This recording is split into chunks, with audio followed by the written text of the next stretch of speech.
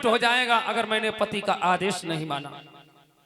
और अगर विषपान कराती हूं तो लोग क्या कहेंगे, ममता मेरी समाप्त हो जाएगी। लोग क्या कहेंगे, मैया कयादू ने अपने बेटे को विषपान करा के मार दिया।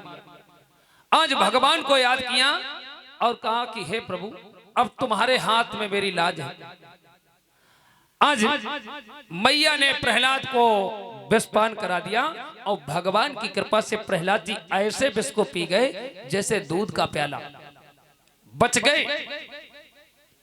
कुछ समय बाद प्रहलाद जी को जब घर में टहलते देखा हिरण्याकश्यप ने, देखा कि हमें लग रहा है कि कयादू ने जहर नहीं पिलाया, कहीं ऐसा तो नहीं इसकी ममता जागृत हो गई हो और जहर के बदले में इसने दूध पिला दिया।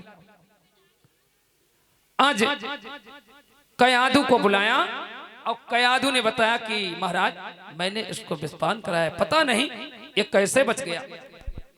हिरण्याकश्यप को विश्वास नहीं हुआ, उसने एक सेवक को बुलाया और उसी जहर का प्रयोग अपने सेवक के ऊपर किया। तत्क्षण सेवक समाप्त हो जाता है। अब हिरण्याकश्यप चक्कर में पड़ गया, ये कैसा बालक, इसने विषपान किया, उसके बाद भी ये जीवित। नहीं समझ पाया कि भगवान का भक्त है और भगवान के भक्तों का कोई बाल बांका नहीं होता। देख लिया,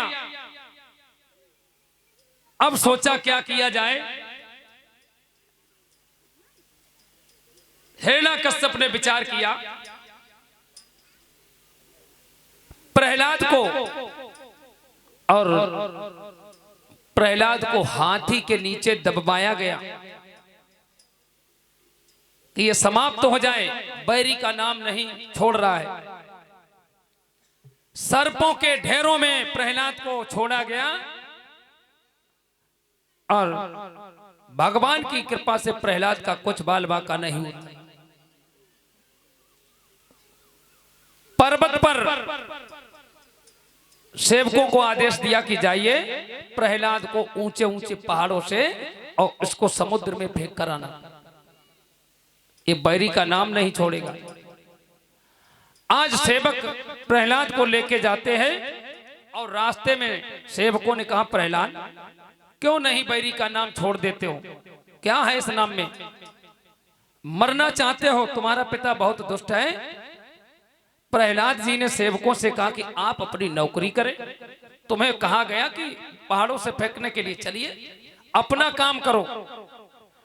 आज नौकर लेके जाते हैं सेवक आज हिरण्याकश्यप के और प्रहलाद जी को ऊंचे पर्वत से नीचे छोड़ देते हैं। पर्वत फट जाता है और चार भुजाओं में भगवान आ जाते हैं, प्रहलाद को गोद में ले लेते हैं, कहते बेटा घर जाओ। हाथ में ले लिया और प्रहलाद जी घूमते फिरते अपने घर, देखा कि प्रहलाद यहां घूम रहा है। आज सेवकों को बड़े क्रोध से हिरण्याकश्यप बुलाता है। प्रहलाद जी ने कहा, पिताजी नौकरी से मत निकाल देना, इन्होंने अपनी नौकरी पूरी की है, हमें बहुत ऊंचे पहाड़ से और गहरे समुद्र में फेंक कर आए, लेकिन पता नहीं पर्वत फट गया। एक काला काला पुरुष चार भुजाओं में आया और उसने हमको हाथ में ले लिया और कहा, बेटा घर जाओ, हम चले आए। अब भी हिरण्याकश्यप नहीं समझ पाया कि प्रहलाद को भगवान का दर्शन हो गया। मूर्ख है, सभी जानते हैं कि मूर्ख हृदय न चेत, चाहे गुरु मिले बिरंच सम। मूर्ख का हृदय, दो चीजें हैं, एक है मूर्ख और एक है सठ। इतने लोग बैठे, ये बताओ मूर्ख किसे कहते हैं? अगर कोई पूछे कि मूर्ख किसे कहा जाता है तो कैसे आप पहचानोगे कि मूर्ख है? बताओ, हमको भी कुछ बताओ, हम ही थोड़े ही सब कुछ जानते हैं।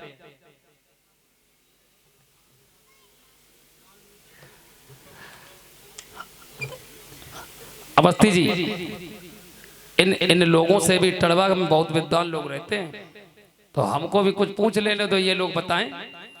अगर पूछा जाए कि मूर्ख किसे कहा जाता है तो आप क्या बताएंगे?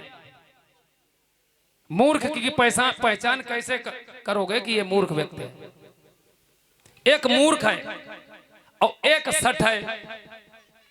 सठ किसे कहा जाता है, मूर्ख किसे कहा जाता है? सब ब्राह्मणों का गांव है।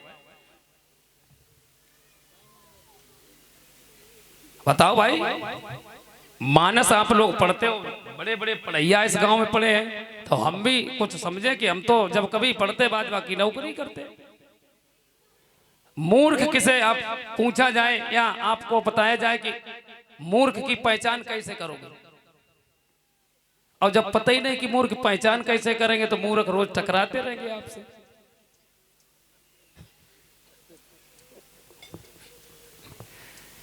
कोई बात नहीं, लिखा है मानस में कि मूर्ख हृदय न चेत, चै गुर मिले बिरंच सम।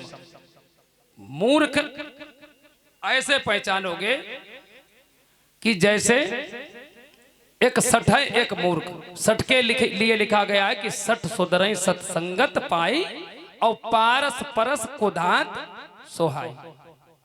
जैसे पारस मड़ी है और उसका कार्य है कि लोहे में आप लगा दो सोना हो जाएगी, उसमें जो जंग लगी वो भी सोना हो जाएगी उसके स्पर्श से, उसकी संगति से। तो सठ व्यक्ति जो है अगर भागवत कथा रामायण में कहीं जाएगा, संगत अगर उसको मिलती है तो सठ सुधर जाता है। सठ सुधरे सत्संगत पाई, मानस में हिंदी में लिखा। और मूर्ख के लिए लिखा है कि मूर्ख हृदय न चेत। जैसे कि हम जानते हैं कि शराब पीना अपराध है,